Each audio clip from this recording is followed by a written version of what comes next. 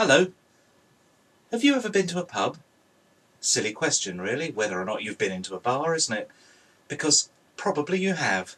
And my guess is that at some day you've been into a bar with your friends and you've sat down and there sitting on the table next to you is a person who's acting a bit strangely, because that person is sitting there talking to themselves very loudly about themselves.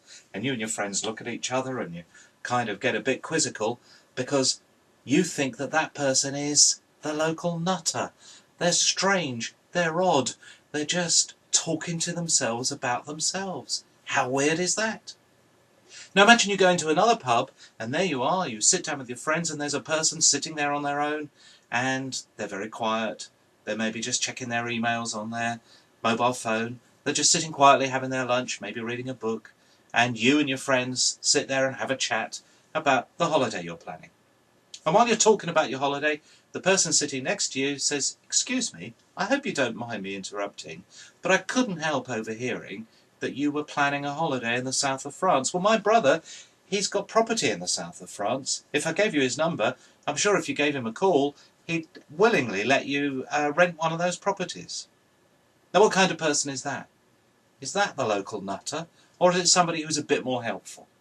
The chances are you'll probably think they're helpful. True, you might think they're a bit rude for eavesdropping into your conversation, but really you perceive them as somebody who's positive and helpful. And you might carry on the conversation with them, you might politely take the telephone number, they return to their lunch, and you return to your conversation.